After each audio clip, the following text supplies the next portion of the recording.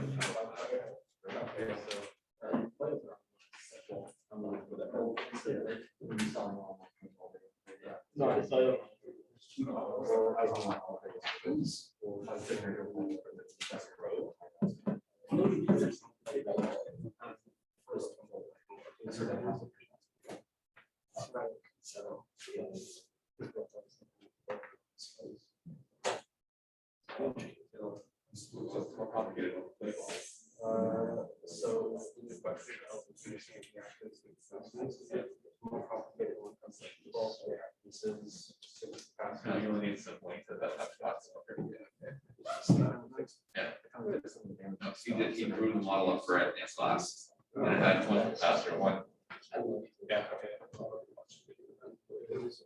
Okay. Good morning, everyone.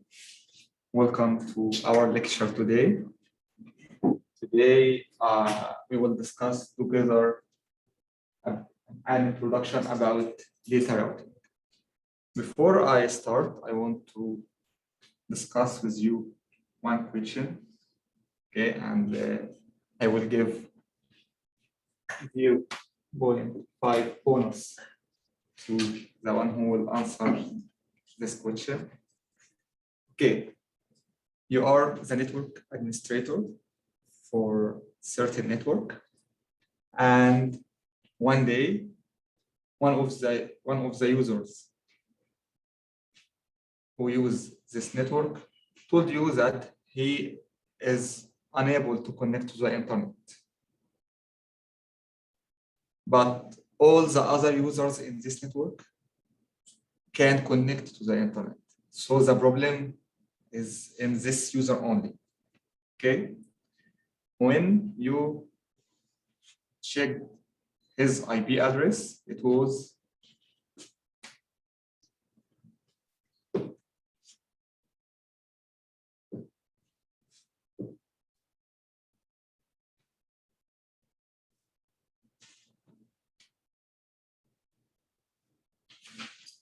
this was his IP address. So he has now IP address, so he should be able to connect to the internet.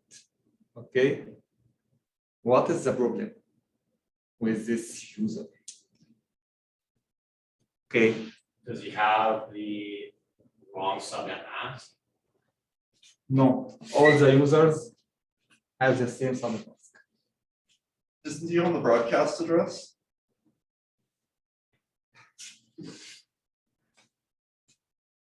If we revise the subnet mask, this IP is class C.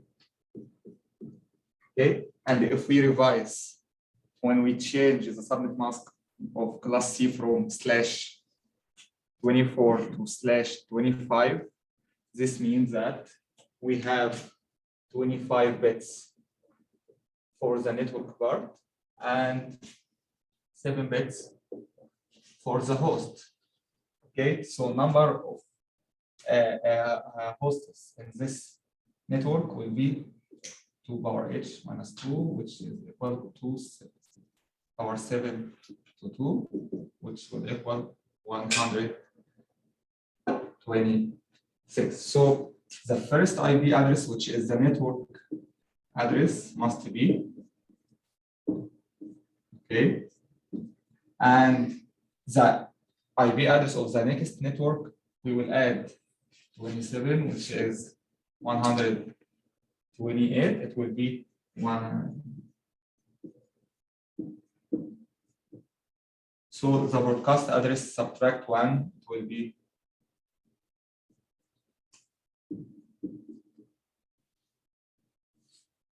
this is the broadcast address, and this is the network address, and the users can use any IP address in this range from .1.126. So the problem of this user was that his IP address was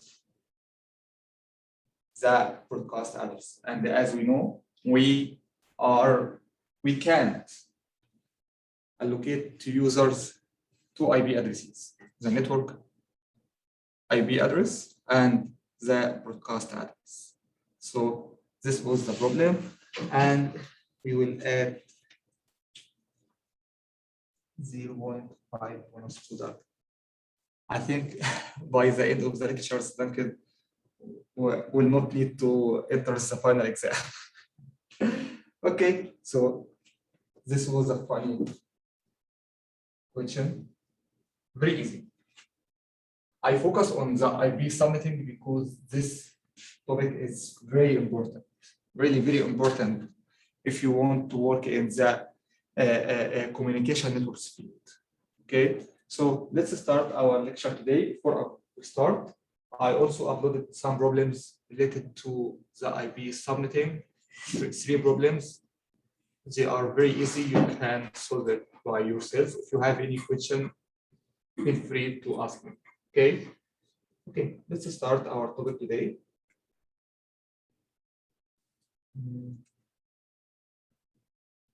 Okay. Today we will discuss about data routing. And I want from you to understand the concept of data routing. As communication networks consists of 2 main concepts: routing and switching.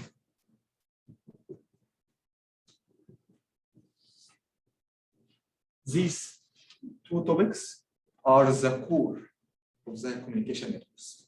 If you understand how to make data routing and data switching, your experience in this field will be huge experience. Okay, so you can do well in this field.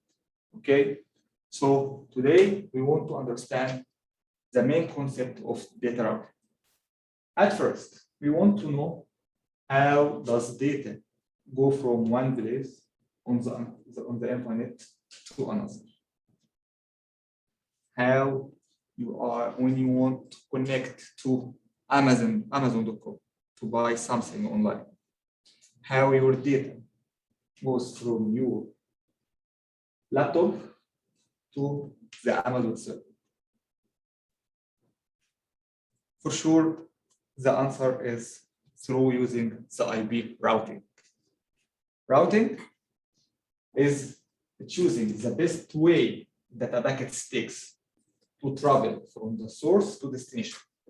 And remember this, choosing the best path, the best. Actually, you can go from the source to destination using any of these ways. But using data routing, we are keen to select the best one. Best one based on what? Time, delay. Time in communication networks, we say delay. Okay. This is one of the metrics. Another metric? Speed or capacity. Speed. Okay. Reliability of the Ability. Okay.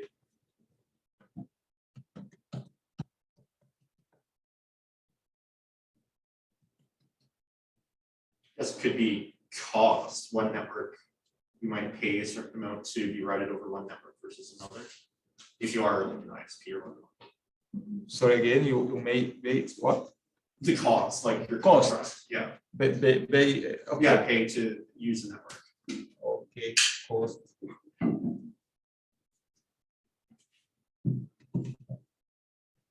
You are now the network designer. So you will design your own routing protocol. Okay, so any other metrics that you can have? Traffic is already on. So that- Traffic. traffic means that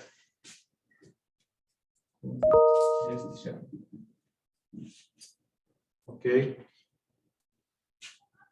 Try to link. Anyone here can drive a car? Okay.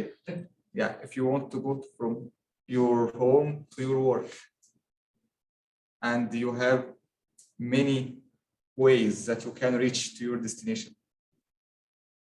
link it. What is your criteria to select which way should I take to reach my destination? I would like relate it to like least possible lights, so maybe like fewest nodes possible, maybe. So less number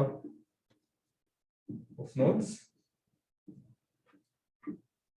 Okay.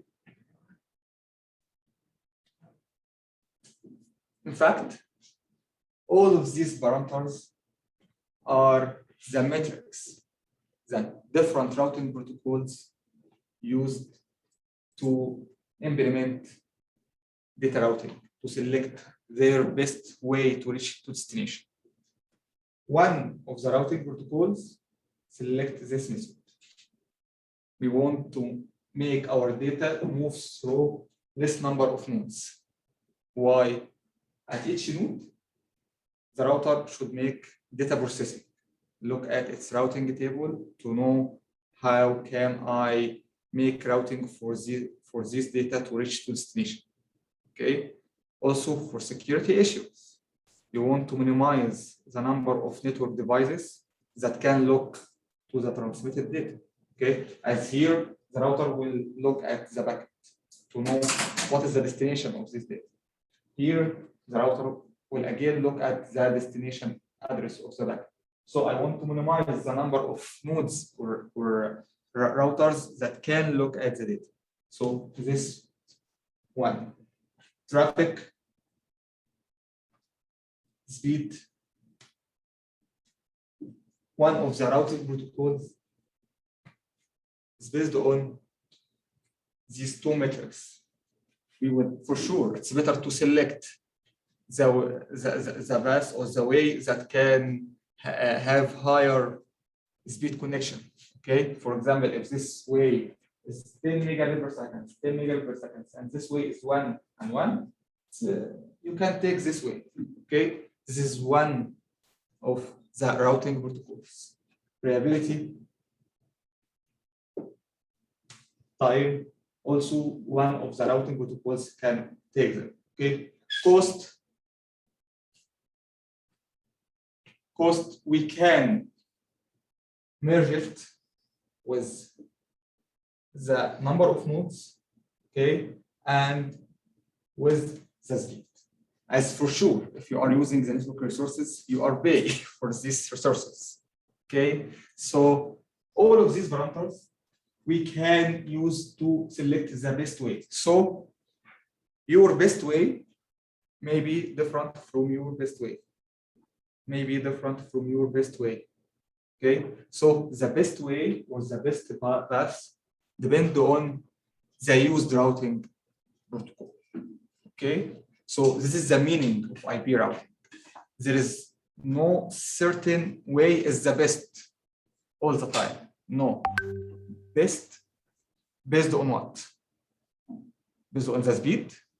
Okay, based on the less number of nodes.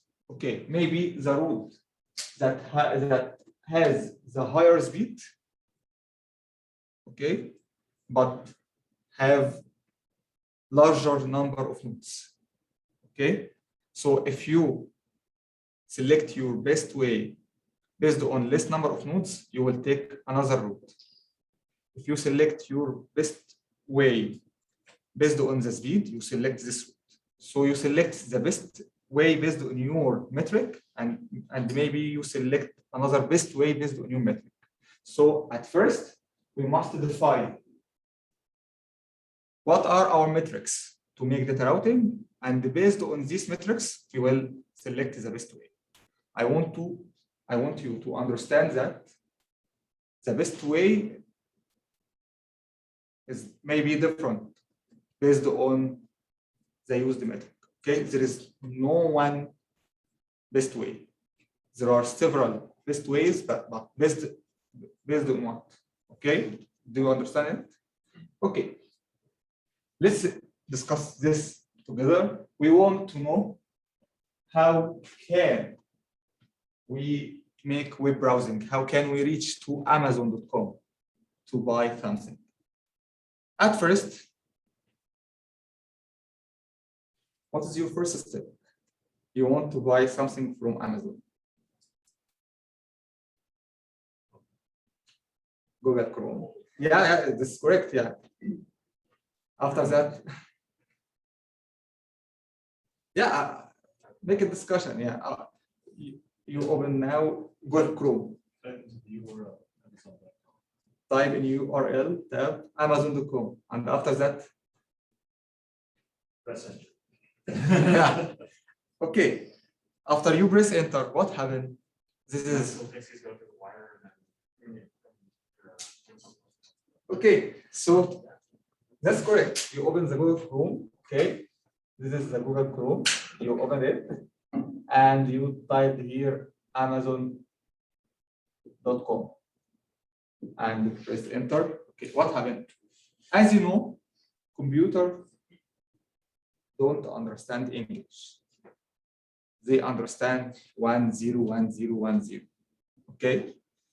So we need to translate Amazon.com to 32 bits to IP address. Okay. How can we translate Amazon.com to IP address? Through using a server called DNS server. DNS server is an abbreviation for domain name server. So the function of the domain name server is to translate from your URL to IP address. So your computer can understand what do you want. Okay. So where is this DNS server? Your DNS server, you have a small one in your modem or your router, okay? And it is mainly at the internet service provider, or you can use one of the open source DNS servers, such as Google. Google has, I think, 2 DNS servers. It's open to anyone to use. Okay, so if in your internet configuration you have a tab for DNS server, okay, if you write 8.8.8.8, this is the IP address of the DNS server of Google. Okay, if you write 8.8.4.4, this is the IP address also for DNS of Google also. But in most times we use the DNS server of our router at home. So if your IP, if the IP address of your router at your home is 1.1.1, so you will use it as DNS server. Okay, you send request to the DNS server. Please translate Amazon.com and give me its IP address. Okay, if your router at home doesn't have an answer, it will send request to the main DNS server at your internet service provider and will receive the answer from the DNS server at the internet service provider, record this answer for future use, okay, and give you the IP address. So now at first you write Amazon.com, press enter. You send request to the DNS server to translate this IP address to this domain name URL of Amazon.com to certain IP address that I can use. The DNS reply to you, use this IP address for Amazon.com. Okay, so now you have the destination IP address. You can make your package. You can form your packet. You have your source IP address. You have the destination IP address. you have the data, the request that you want to connect to Amazon.com. So your frame is completed now. So you can transmit your packets. And as you know, your packet contains the source IP address, destination IP address, sequence number. All of these addresses help us to reach to your desired destination. Okay, so this is the form of the packet: source IP address, destination IP address, and the payload is your data. Okay, okay. Once IP packet is created, okay, routers forward the packet towards destination. So routers now, when you send your packet to the router will look to the source IP address. Yeah, you are connected with me. You want to reach this destination. I will forward this data to this destination.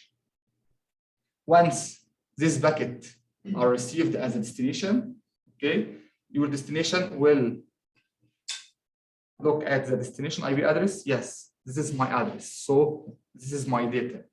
Will remove the IP packets, the IP headers, and recover your data or payload and see what is your request and reply to you using the same way. The question here now is how can routers determine the route from the source to destination? I told you that once the router will receive the packet, it will forward it to the destination. Okay, how can the router know the route to the destination?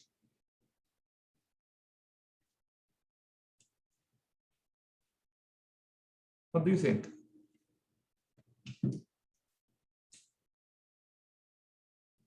Well, say anything. I only noticed I read the slides. Maybe like communicating with other nodes to like know what they know. Maybe. Is it that like Bellman 4 algorithm that we read about? Okay.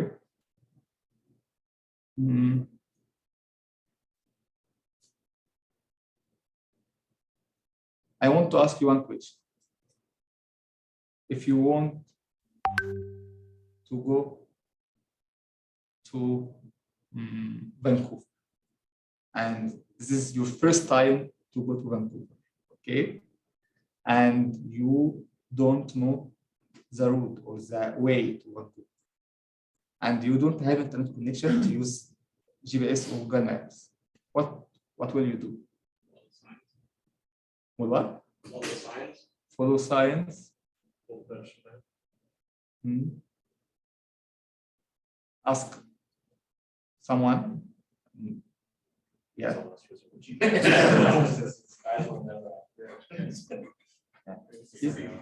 Yeah. You are, for example, at oil station and ask someone, how can I go to Vancouver? He will tell you, or she will tell you, go through this way. Just drive 200 kilometers on this one. Okay, so you will communicate with science, with people. So you will look for how to reach to Vancouver. This is what routers do. The routers communicate together, okay, to know, okay, Duncan, you are connected to 3 networks.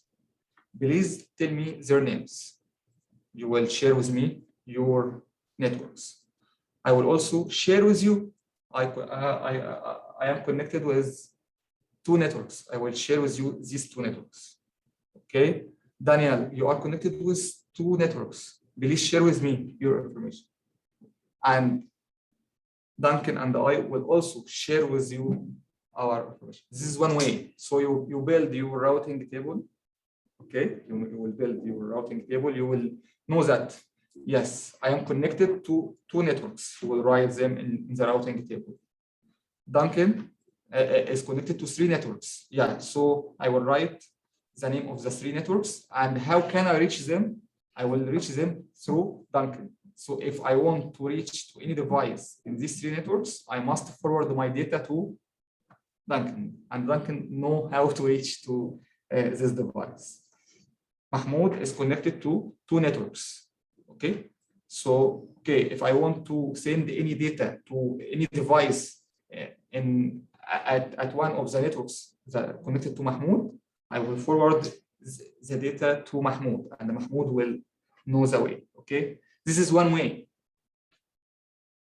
that the routers can know the ways or the routes to the destination, and it will also record some properties. For example, I will reach to Duncan, but the link between me and Duncan, its speed 1 megabit per second. Okay, number of nodes between me and Duncan, 3 nodes, for example. Okay, you will record these metrics to be able at the end to determine what is the best way. Okay, as maybe this is Daniel, this is Duncan, this is Mahmoud. Okay, so in order to Daniel, Duncan. Okay, so maybe if you want to reach to this device through Mahmoud, okay, you maybe take this route, okay, or you maybe take this route, okay, as Mahmoud will tell you I have 2 networks, okay. Duncan will tell you I have 3 networks, okay. And after that, Mahmoud will tell Duncan that, hi Duncan, I have 2 networks. So Duncan will record these 2 networks in his routing table and will share with Daniel, okay, I can also reach to other 2 networks. Okay, so you know now that you can reach to these 2 networks through Mahmoud or through Daniel or through Duncan. Sorry, this is Duncan. Okay, so you have different ways, you have different routes. So you must determine what is the best way to go through the Duncan router or Mahmoud router. Okay. And I use Daniel router, Duncan router, Mahmoud router as just examples, not anything. Okay, so Does your router, like say I have Shaw as my ISP, do they not have like a path predetermined to the nearest ISP location? Like, yeah. Does it have to go through that process to find its way to its own ISP? No. So then why would you they are not use like the ISP to communicate with like Amazon, for example? It wouldn't go to okay. their nearest neighbor. You are asking about the router at your home. And I think in one of the previous lectures, I told you that your router at your home is not intelligent. The router at your home know only one way to transmit your data. What is this way? Is to forward your data to the internet service provider. And at the internet service provider, they will make data routing for it. But my rule is just to transmit your data to the internet service provider. I know only how to deliver your data to the internet service provider.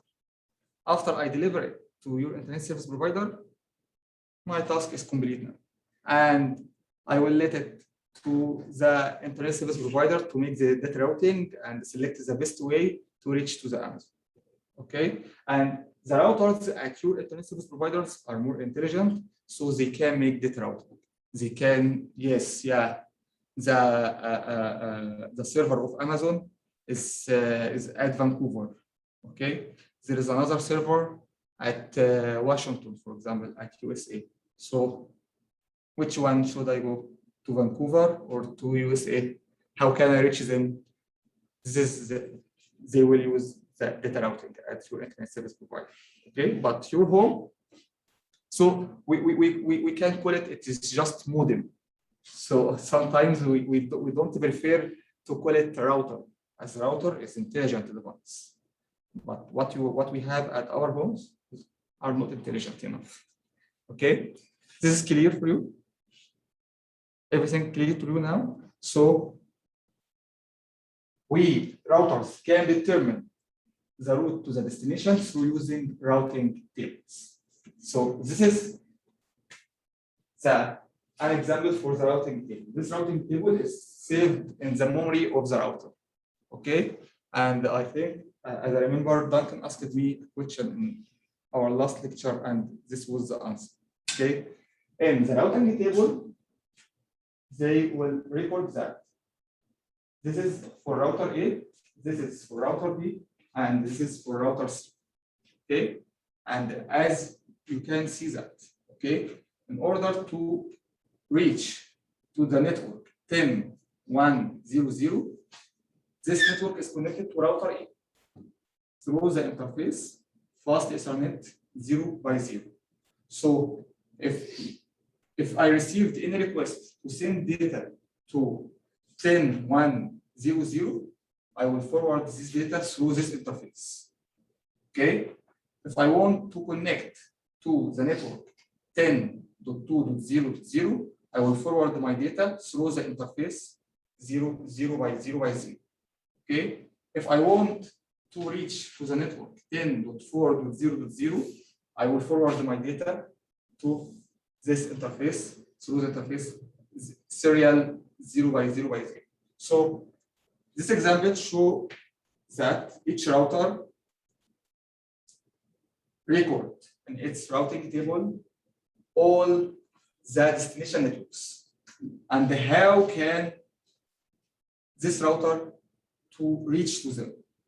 Okay, and number of hops, number of routers that your data will pass through. So for example, if you want to reach to this network, your data must go through router B. So number of hops here, 1.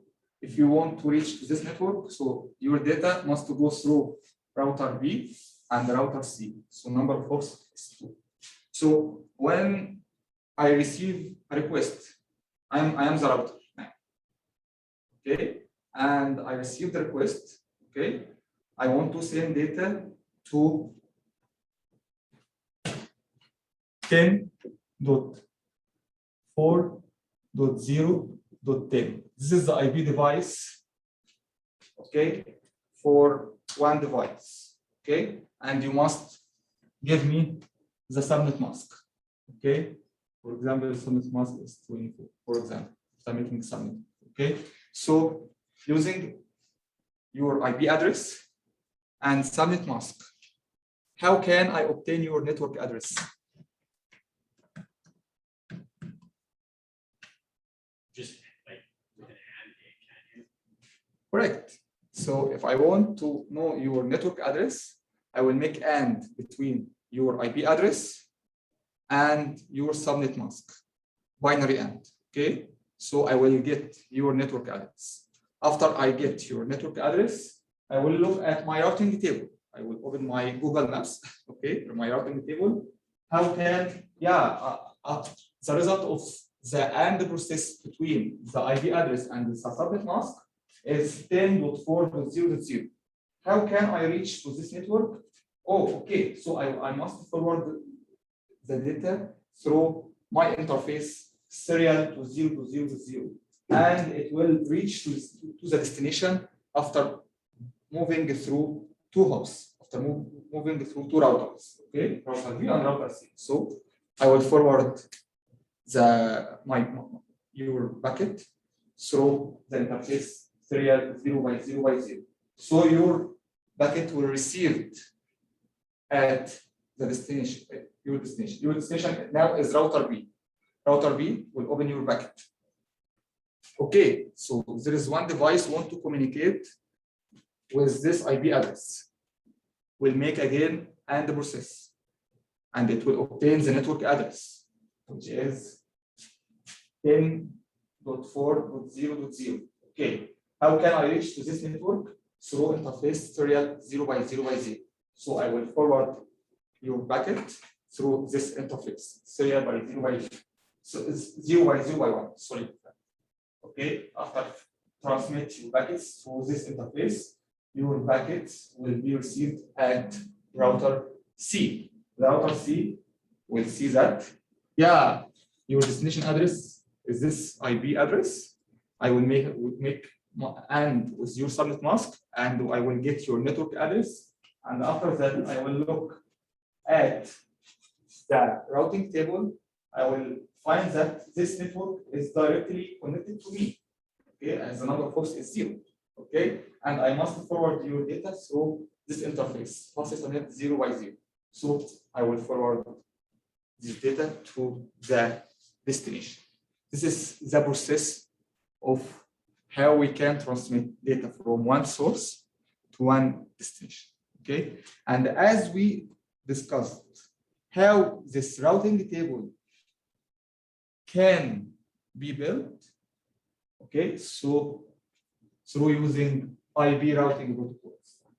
Each router must be able to know the topology of the network.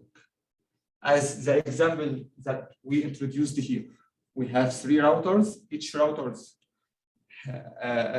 has its own connected networks. Okay, and we must share between all of us our routing information.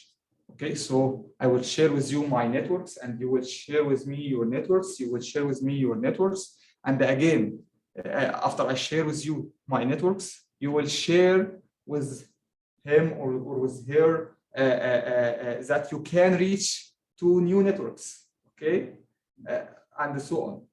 Actually, this process is known as IP routing protocols, and we use routing protocols to facilitate the exchange of information between routers. The main use of the routing protocols is to enable each router to discover remote networks. And the meaning of remote networks is the networks that is not directly connected to the router. So this router and this router has some of direct connected networks. This is easy for the router to discover this network, but we want from this router to discover the remote networks, the networks that is not connected to it. Okay, so with the help of routing protocols, we enable each router to discover the remote networks, based on the shared routing information, we want to enable each router to select the best way to reach to each destination, and we want to maintain updated routing information, as routing information is change over time. It is not fixed. Maybe there is a failure of this network. This link has a failure. Okay, so this router must update all other routers. Be careful. I have one network has a failure. Don't transmit any data to this network. Do not waste your resources. Do not waste the infrastructure resources. Okay, so don't send any data to this network now, as we have a failure. Okay, so if there is a change in the routing table, all the routers must communicate, update all other routers. Okay, so how can these routers communicate? We have 2 ways: static or dynamic. Okay, static or dynamic. Till now, everything is clear for you. I want to make it just a story to you. Okay, so everything is clear for you, Duncan. Till now, everything is okay. Okay. Yeah. So the face mask, I can't see your reactions. So I can know you understand what I say or not from your face reaction, but you cover your face with face mask, so I can't see any reaction. Okay, so but we must follow the rules. Yeah. Okay, so how can routers build their own routing tables? As I told you, we have two methods, static and dynamic. Okay, and be in this one. On the static, I am the network administrator, the engineer. Okay, and it is my role to tell each router how to reach to the remote networks. So, for example, here, I will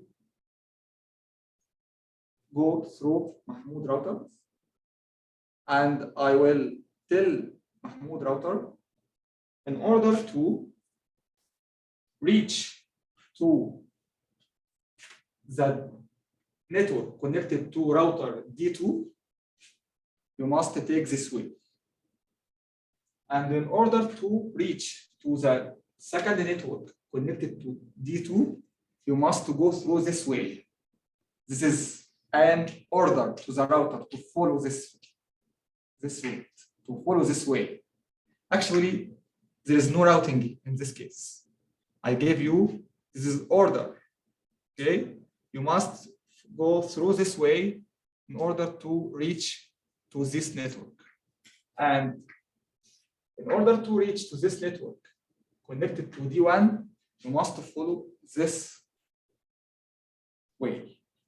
After I define all the networks at router M with their way, I will go to router D2 and I will repeat the same process. I will tell router D2 how to reach to any other remote network. And after I finish this process, I will go to router D1 and repeat this process. Okay? Based on your opinion, let's start with the disadvantages of this method. What are the disadvantages? And please don't look at the slides, okay? We want it as a discussion. Okay. Okay. The obvious one is that seems ridiculously time consuming with regards to human resources. Yeah. If each person, if it is a person doing that. At first, consume time. Okay. Second, you say something about resources. About resources, consume resources or not? Well, no, it's human resources. It takes a lot of Consume. network resources. I don't. It consumes my resources as an engineer, consume my time, okay, and my efforts, yeah. But for network resources, no. Okay. But even your, like, it's not taking your time, right? It's gonna be like, you have written some sort of code that's gonna say, hey, take this route. You're not gonna be manually, hey, take this route. Yeah, I this order, yeah, I must configure it in a manual way. Yeah, and from your opinion, this is drawback, yeah, or disadvantage. Okay. Isn't it just an algorithm that works by itself? There is actually there are many algorithms that can make data routing, but in this method, we don't use any algorithm. It's all manual. You configure each router in a manual way. So you agree with Daniel, yeah, with Daniel, okay? And configuring the router in a manual way is a problem. Okay, so the disadvantages are for sure that it is time consuming.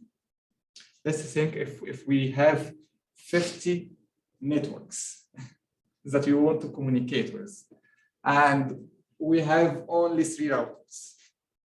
So you must go through each router and define how this router can reach to each network in these 50 networks. So you will write 50 commands. After you finish, you will go to second router, write 50 commands. Finish, go to the third router. Time consuming, consumes my efforts as an engineer. Okay, but it's suitable only for small networks. So if we have small networks, for example, if we have only 3 networks want to communicate with each other, so it's better to use the static routing. method. As static routing methods don't consume the network resources. As if I want to run an algorithm, it will consume the router processing. It will need more additional CPU resources. Okay, so it will consume the resources of the router. Okay, so but in the other side, in static, no resources are consumed in the router. No network resources are consumed. Okay, so the advantage of static routing, it is easy to implement in small networks. It is just for, I have 3 networks, and 3 routers, for example, I will write 3 commands in this router, 3 commands in this router, and 3 commands in this router, and I am done, finished. Okay, it is very easy to implement in small networks. The second one is very secure, as routers are not communicate together. No shared routing informations between routers. And I am the network administrator. And when I select one way, I must be confident that this way is secure. Okay. The third advantage, no routing algorithm is required. So no extra resources such as CPU, RAM are required. But the disadvantage is suitable only for simple topologies, and this is very rare case that you may face in your life. Actually, most of times you will deal with complex networks. Okay, and its configuration complexity increases as the network dimensions increase. When the number of the networks and the number of routers increase, it will consume more time. So the second option is using dynamic routing protocol. In dynamic routing protocol, routers communicate in an automatic way. I will install the algorithm on each router and let them communicate with each other. Okay, and they will do the process that we explained here. They will communicate with each other. Okay, the advantage that routers in automatic way share information about remote networks. Okay, compared to static routing, dynamic routing protocols require less administrative overhead. As my role as the network administrator here is just to define the algorithm that routers will use. And after that, thank you, I finished. And let them communicate. And they will build their own routing table. Okay? So the administrative overhead is less than in the static. In the static, I do everything. I write the routing in manual way. So the overhead in dynamic is less than in the static. So if we want to compare my resources, I told you in the static, I consume my resources, my efforts, and my time. Okay, this is the mean here of the administrative overhead. Here in dynamic, it less consume my efforts and less consume my time. Okay, and at the end, help the network administrator manage the time-consuming process of configuring and maintaining static tools. But the disadvantage of the dynamic routing protocols, it requires specific routers specifications, specific routers resources. It requires the routers to have certain CPU, certain RAM. Okay, it is like as if we want to run huge programs in MATLAB, for example. This laptop can simulate or run small programs. But if we want to do something like in machine learning, something like that, this lab, I think, will not be efficient to do it. So in order to gain huge routing information to help the routers to build the full network topology, we need to have huge CPU, RAM, router processing capabilities. Okay, so the cost of these routers will increase. So if you compare the cost of your router at home and the cost of one of the intelligence routers at your internet service provider, you can't compare it. This is very high cost, millions of dollars. Okay, If at home, our routers, 90% of the time automatically just use our ISP for all the information they need. What's the advantage to getting a more expensive router? If you actually gain, I mean, really anything, if your data rate is fixed, is it worthwhile to invest in a $200 router instead of your, free one that comes with shop? so you are asking that I can use the routers at home to form a network at a company, for example? This is your question?